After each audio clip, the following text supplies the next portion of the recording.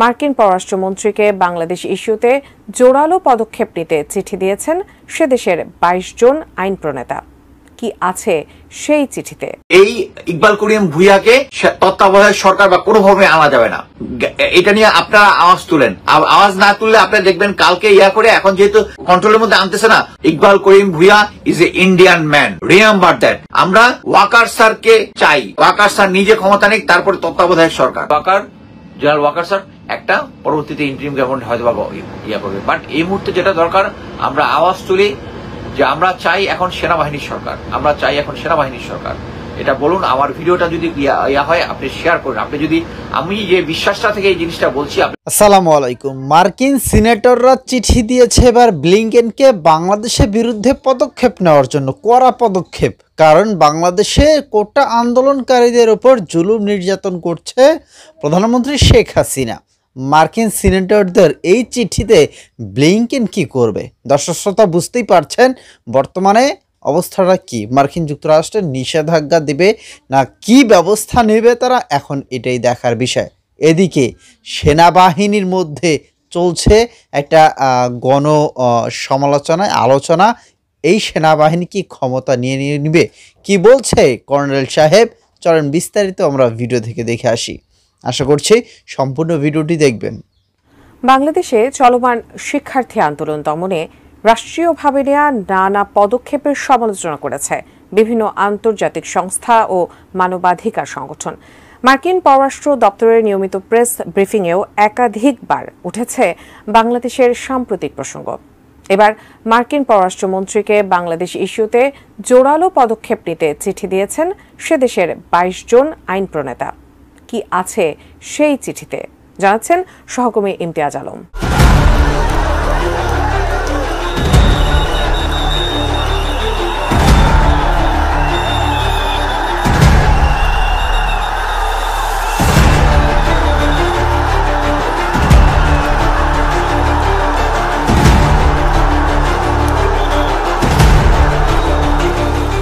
বাংলাদেশে সাম্প্রতিক শিক্ষার্থী আন্দোলন দমনে মানবাধিকার লঙ্ঘন, অন্যায় গ্রেফতার ও বিচার বহির্ভূত হত্যার বিষয়ে উদ্বেগ জানিয়েছে বিভিন্ন আন্তর্জাতিক সংস্থা ও মানবাধিকার সংগঠন।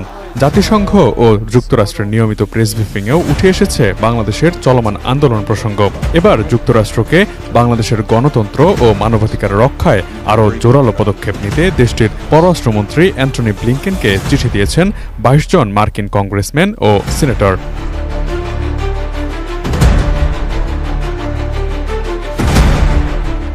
২ আগস্ট স্থানীয় সময় শুক্রবার পাঠানো ওই চিঠির উদ্যোক্তা মার্কিন democrat senator Edward J Markey. ম্যাসাচুসেটসের সিনেটর এডওয়ার্ড মার্কি ও মেরিল্যান্ডের সিনেটর ক্রিস বেন হলেনের নিজস্ব সরকারি ওয়েবসাইটে চিঠিটি প্রকাশ করা হয়েছে।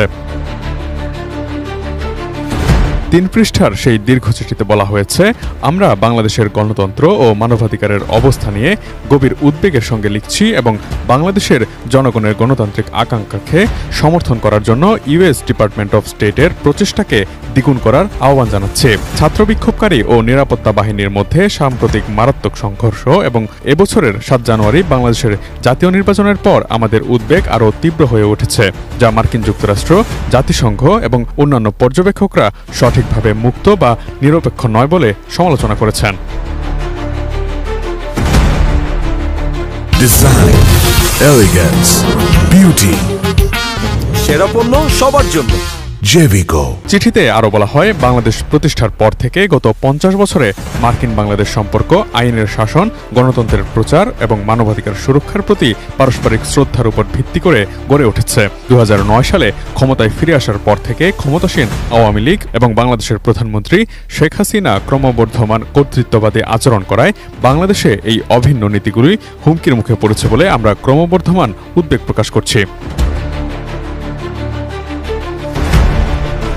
তাছাড়া এই চিঠিতে বাংলাদেশের সবশেষ জাতীয় নির্বাচনকে ত্রুটিপূর্ণ আখ্যা দিয়ে র‍্যাব প্রসঙ্গ, সরকারি কর্মকর্তাদের বিষয়ে নতুন ভিসা নীতি প্রয়োগ, বিরোধী দলের রাজনৈতিক নেতাকর্মীদের গণহারে গ্রেফতার, সংবাদ মাধ্যমের উপর নিয়ন্ত্রণ আরোপ ও নজরদারি, শ্রমিকদের শ্রম অধিকার লঙ্ঘন এবং সর্বশেষ শিক্ষার্থী আন্দোলনে দমন পীড়নমূলক ব্যবস্থা ও হয়রানির প্রসঙ্গ জোরালোভাবে উপস্থাপন করা হয়। চিঠিটির শেষাংশে বলা হয়, সাম্প্রতিক ছাত্র বিক্ষোভের প্রতিক্রিয়ায় বাংলাদেশি কর্তৃপক্ষ পূর্বে নিষেধাজ্ঞাপ্রাপ্ত আধাসামরিক বাহিনী র্যাবকে মোতায়েন করে। বিক্ষোভকারীদের বিরুদ্ধে দাঙ্গা পুলিশের টিয়ার গ্যাস, রাবার বুলেট এবং সাউন্ড গ্রেনেডও ব্যবহার করে। একই সাথে একটি কঠোর সামরিক প্রয়োগকৃত কারফিউ এবং শুট অন সাইট বা দেখামাত্রই গুলি করার আদেশ জারি করে এবং সারা বাংলাদেশ জুড়ে ইন্টারনেট এবং মোবাইল পরিষেবা বন্ধ করে দেয়। এই উদ্বেগজনক এবং অব্যাহত প্রবণতাগুলির পরিপ্রেক্ষিতে আমরা আশা করি যে মার্কিন পররাষ্ট্রমন্ত্রী ইউএস ডিপার্টমেন্ট অফ স্টেটকে যৌথ গণতান্ত্রিক নীতিগুলোকে সমুন্নত রাখতে নেতৃত্ব দেবেন। একই সাথে মার্কিন যুক্তরাষ্ট্রকে অবশ্যই সমস্ত সহিংসতার নিন্দা করতে হবে। মত প্রকাশের স্বাধীনতা এবং শান্তিপূর্ণ সমাবেশের মতো সমালোচনামূলক নাগরিক স্বাধীনতা নিশ্চিত করতে এবং বাংলাদেশী জনগণের বিরুদ্ধে উপরোক্ত অপব্যবহারের জন্য জড়িত সরকারি কর্মকর্তাদের জবাবদিহি করার ব্যবস্থা নিতে যুক্তরাষ্ট্রকে আন্তর্জাতিক অংশীদারদের নিয়ে কার্যকর ভূমিকা রাখতে হবে। চিঠিটির শেষে 22 জন মার্কিন আইন প্রণেতা স্বাক্ষর করেন। Imtiaz Alam, desk report, ATN news. না যে মৃতের সংখ্যা বোধ হয় মোর দেন 6, 7, মেবি 10 এরকম একটা সংখ্যা আমি শুনলাম। তার মানে হচ্ছে প্রতিটাতে আমরা প্রতিবাদ করে যাচ্ছি যাদের হাতে কোনো অস্ত্র নেই, but still people are dying. এটা হচ্ছে ইম্পর্টেন্ট। পুলিশ, বিজিবি না কে মারছে এটা থেকে ইম্পর্টেন্ট হচ্ছে পিপুল আর ডাইং। এর পাশাপাশি আমরা আরেকটা নিউজ সবাই জানিয়ে, আমি অলরেডি হাসিনা আক্তার শোতে আজকে ছিলাম, এখানে বলেছি যে আগামীকাল 1টা বা 1:30টার দিকে সেনাবাহিনী প্রধান সমস্ত অফিসারদের সাথে কথা বলবেন। বাংলাদেশে এখন এমন একটা সিচুয়েশন আছে যে এই খুন যারা করতেছে তারা তো অবশ্যই যারা এতদিন খুন করে আসছে, পুলিশ, ছাত্রলীগের লোকজনকে আমরা অলরেডি দেখেছি। পুলিশ, ছাত্রলীগ এবং যারা জানে যে এই সরকারের যদি পতন হয় তাহলে তাদেরকে বিচারের আওতায় আনা হবে।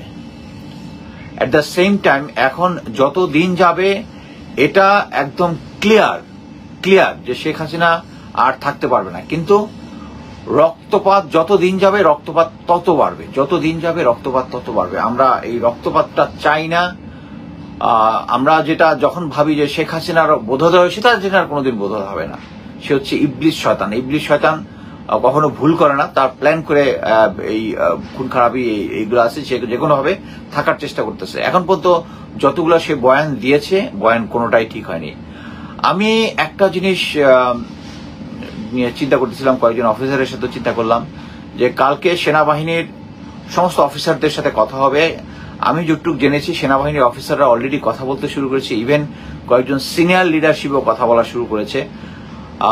আমরা যদি সবাই, দেশের জনগণ, এখানে তুমি বা সে না, কোনো কিছু না, অলরেডি আমি দেখলাম সেনাবাহিনীর অফিসাররা অলরেডি মাঠে নেমেছে, আন্দোলনকারীদের সাথে একতা ঘোষণা করেছে। আমি দেখেছি কিছু হার্ডকোর আওয়ামী লীগের লোকজন, অফিসার যারা আছে তারা ওই ইয়াতে আছে। আমি দেখেছি জাতীয় পার্টি করে এই আন্দোলনের মধ্যে আছে, এবং পুলিশ অ্যাসোসিয়েশনের একটা চিঠি দেখলাম। অ্যাকচুয়ালি পুলিশের সবাই তো আমি খারাপ বলবো না, যারা শুধু বেনিফিশিয়ারি আছে তারা। সো কালকে আমি যেটা শুনেছি, কালকে প্রেস ক্লাবে সেনাবাহিনীর অবসরপ্রাপ্ত অফিসারদের একটা গ্রুপ ওখানে যাবে একটা তাদের বিবৃতি দেওয়ার জন্য, এবং এটা একটা রাইট সময় যে আমরা যদি রক্তপাতবিহীন ভাবে একটা পাওয়ার ট্রানজেকশনটা এনশিওর করতে পারি। কিভাবে? এটা একমাত্র সম্ভব যদি সেনাবাহিনী এখন ক্ষমতাটা নিয়ে নেয়। এখানে লেজিসলেশনের কোনো ইয়া নাই। বাংলাদেশে সেনা সরকার অনেকবার আসছে এবং পরবর্তী গভর্নমেন্ট যেটা হয়েছে, ফর্ম করেছে, তারা এটা লেজিসলেটিভ যে কাভার আছে, আমি আইনে এত কিছু বুঝি না, বাট এটুকু জানি যে ভালো নিয়তে একটা কাজ করলে এটা দেশের মানুষ যদি অ্যাকচুয়ালি মানুষ যেটাকে পছন্দ করে ওইটাই শেষ পর্যন্ত আইন। মানুষ যেটা পছন্দ করে, যেটা পপুলারলি সবাই পছন্দ করে। এখন এই মুহূর্তে আমি অনেকগুলো ভিডিও দেখেছি, সেনাবাহিনী কিছু কিছু সেক্টরে তাদেরকে গুলি করেছে, তারপরেও জনগণ সেনাবাহিনীর কাছে গিয়ে বলতেছে এখন সেনাবাহিনীর সরকার দরকার, এখন সেনাবাহিনীর সরকার দরকার। আমার কাছে মনে হয়েছে এখন অ্যাকচুয়ালি সেনাবাহিনী যদি দায়িত্বটা গ্রহণ করে তাহলে একদম একটা স্মুথ, তাহলে ফার্দার আর কোনো কিছু হবে না। এই যে আমি যেটা আগে বলেছি যে ইউএন একটা ইনভেস্টিগেশন টিম করেছে, তখন এই যে হ্যাঁ সবাই অনেকে বলতে পারেন যে ওয়াকার স্যার তো আওয়ামী লীগের লোক, ইয়েস আওয়ামী লীগের লোক, বাট কথা হচ্ছে কতগুলা নিয়ম কানুনের ভিতরে এখন যেহেতু অফিসাররা কথা বলা শুরু করেছে, উনি ওইটার বাইরে উনি কোনো কিছু করতে পারেন, ওনাকে কোনো কিছু করার দরকার নাই। ইট উইল বি ইন্ট্রিম, এবং পরবর্তীতে একটা অবশ্যই তত্ত্বাবধায়ক ফর্মে যেটা আসবে, সবাই যেটা সাপোর্ট করবে। এবং এই নেতৃত্ব যেহেতু ছাত্রদের লেভেলে, এবং তাদের অনেক কথাবার্তা থাকবে যখন ইন্টারিম গভর্নমেন্ট হবে, সেনাবাহিনীকে ছাত্রদের কথা শুনতে হবে। এবং আমি বিশ্বাস করি ছাত্ররা এই দেশের জন্য যেটা ভালো সেটাই বলবে। এবং আমি শুধু সবার কাছে আর্জ করতে চাচ্ছি যে আপনারা এই জিনিসটা কালকে সন্ধ্যার আগে যেন সবার কাছে এই মেসেজটা যায়। আমি নর্মালি আমার ভিডিও কখনো বলি না ভাই এটা শেয়ার করেন, কারণ আমার মানে আমি যেহেতু শেখ হাসিনার রেজিমের একজন প্রিয় পাত্র, আমার মনিটাইজেশন অলরেডি কাটা কয়েকদিন হলেও আবার কিছুদিন পরে একটা ফলস এলিগেশন দিয়ে করে দেয়। এবং আমি অ্যাকচুয়ালি ফেসবুক বা ইয়া থেকে মানি আর্ন করি না, বাট আমি সবাইকে অনুরোধ করবো আমার এই ভিডিওটা যদি একটু আপনারা শেয়ার করেন। আমি চাই লোকজনের মধ্যে একটা আওয়াজ উঠুক, প্রত্যেকেই অ্যাটলিস্ট 2 কলম যারা ভিডিও শেয়ার করতে পারেন বা নিজে ভিডিও করে বলেন বা একটু শেয়ার করেন যে এই মুহূর্তে সেনাবাহিনী যদি এই দেশের ক্ষমতা দখল করে আমরা সেনাবাহিনীকে সাপোর্ট দিব। কারণ সেনাবাহিনীর একটা মোরাল পয়েন্ট অফ ভিউ দরকার আছে। আমি বিশ্বাস করি, মানে আমি যাদের সাথে কথা বলেছি যে এখন আর মোরাল সাপোর্টের কোনো কিছু নাই। দেশের সমস্ত লোক জানে যে এখন সেনাবাহিনী একমাত্র ভরসা, কি ভরসা, সেটা হচ্ছে রক্তপাতহীন ভাবে পাওয়ার ট্রানজিশন। অথবা এই যে আজকেও আমি যেটা শুনেছি উত্তরাতে 10 জনের মতো মারা গেছে, আমি এটা কনফার্ম করতে পারি নাই যেহেতু একটা সিঙ্গেল সোর্স, বাট কথা হচ্ছে হওয়ার কথা অ্যাটলিস্ট 2 জনের মৃত্যুর খবর তো আমি কনফার্ম শুনেছি। সো এবং পরবর্তীতে অন্যান্য জায়গাতে লোকজন মারা গেছে। সো এই মৃত্যুর মিছিলটা আমাদেরকে থামাইতে হবে। থামাইতে পারে কারা? Army, only army. আর্মিকে আমরা ভিলেন বানাই, যাই বানাই, কিন্তু আর্মি যদি এখন ক্ষমতাটা নেয়, আমি ওয়াকার স্যারকে বলতে চাই এবং সেনাবাহিনীর যত সদস্য, আমি চাই আপনাদের বন্ধু বান্ধব যদি সেনাবাহিনীর সদস্য থাকে, অফিসার জেসু আদারাইজ যাই থাকে, তাকে আপনি ভিডিওটা শেয়ার করেন এবং বলেন একমাত্র দেশের এই ক্রাইসিস মোমেন্টে একমাত্র সেনাবাহিনী যদি ক্ষমতা দখল করে, এটা একটা সুস্থ হয়ে পাওয়ার ট্রানজিশন হবে। হ্যাঁ, যা খুন যেগুলো হয়েছে শেখ হাসিনা যেটা আছে তাকে শাস্তি পেতেই হবে, এটা পরবর্তী গভর্নমেন্ট অবশ্যই দিবে। এখানে আমরা যদি তাড়াহুড়া করি কোনো কিছু করি তাহলে আমরা অনেক ভুল করব। এখানে ভুল করার কোনো সুযোগ নাই। আমরা একটা আন্দোলনকে এই পর্যন্ত নিয়ে এসেছি, আমাদের ছাত্ররা এই পর্যন্ত নিয়ে এসছে, hats off to them. So এখন আমরা আর যত আন্দোলনটা, হ্যাঁ একদিন শেখ হাসিনা নামবে, আজকে না হোক, 15 দিন পরে হোক, 1 মাস পরে হোক, নামবে। এই আন্দোলনের সামনে তারা টিকতে পারবে না, কিন্তু লক্ষ্য যেন আমাদের না হয়। তো আপনারা কাইন্ডলি নিজেরা একটু প্রচার করেন যে আমরা চাই এখন সেনাবাহিনীর সরকারকে চাই, আমরা চাই সেনাবাহিনীর ক্ষমতা দখল করুক, শেখ হাসিনা এবং তার দোসরদের বিচার অবশ্যই হবে। এবং এটা অবশ্যই সেনাবাহিনী ক্ষমতা নেওয়ার পরে ছাত্ররা যেহেতু আন্দোলনে রেডি করে, এখানে কোনো রাজনৈতিক ব্যানার নেই, এখানে ছাত্ররা যেটা বলবে সেই অনুযায়ী ছাত্ররা দেশের জন্য ভালো বলবে। সেনাপ্রধান জেনারেল ওয়াকার স্যার একটা পরবর্তীতে ইন্টারিম গভর্নমেন্ট হয়তো বা ইয়া করবে, বাট এই মুহূর্তে যেটা দরকার আমরা আওয়াজ তুলি যে আমরা চাই এখন সেনাবাহিনীর সরকার, এটা বলুন। আমার ভিডিওটা যদি ইয়া হয় আপনি শেয়ার করুন। আপনি যদি, আমি যে বিশ্বাসটা থেকে এই জিনিসটা বলছি, আপনি যদি বিশ্বাস করেন যে এখন আমাদের দেশে আর রক্তপাত চাই না, আমাদের সন্তানদের, আমাদের দেশের জনগণের আর কোনো ইয়া নেই, শেখ হাসিনার আর ক্ষমতায় থাকার কোনো লেজিটিমেসি নাই। এখনকার আমি আজকে অনেকগুলো ফটো শেয়ার করেছি যে যারা রিক্সাওয়ালা, দিনমজুর, খেতে খাওয়া মানুষ এই আন্দোলনের সাথে শরীক হয়ে গেছে। সো আমরা চাই যে আগামীকাল যে একটা সেনাপ্রধান একটা সবার সাথে, অফিসারদের সাথে কথা বলবেন, সৈনিকদের সাথে কথা বলবেন, সেখানে যেন সৈনিক না, এটা সম্বন্ধে শুধু অফিসারদের সাথে আওয়াজ তুলুন যাতে তারা মোরাল কারেজ পায়। এবং অফিসার যারা আছে তারা আপনারা জোরে সরে সেনাপ্রধানকে বলুন যে সে এই মুহূর্তে সেনাবাহিনীর ক্ষমতা নেওয়া দরকার এবং আপনি ক্ষমতা নেওয়ার জন্য ইনসিস্ট করুন। এবং ওয়াকার স্যারকে বলবো প্লিজ আপনি দেশকে যদি ভালোবাসেন, দেশের জনগণকে যদি ভালোবাসেন, জাস্ট আপনি যেখানে ভিলেন সিচুয়েশনে আছেন, আপনাকে এখনো লোকজন মির্জাফর ডাকে, জাস্ট বিকাম এ হিরো। ধন্যবাদ। কর্নেল মুস্তাফিজুর রহমান এখানে খুবই গুরুত্বপূর্ণ কিছু কথা বলেছে, আপনাদের সাথে শেয়ার করেছে, সেই বক্তব্য অনুযায়ী আপনারা মন্তব্য করবেন।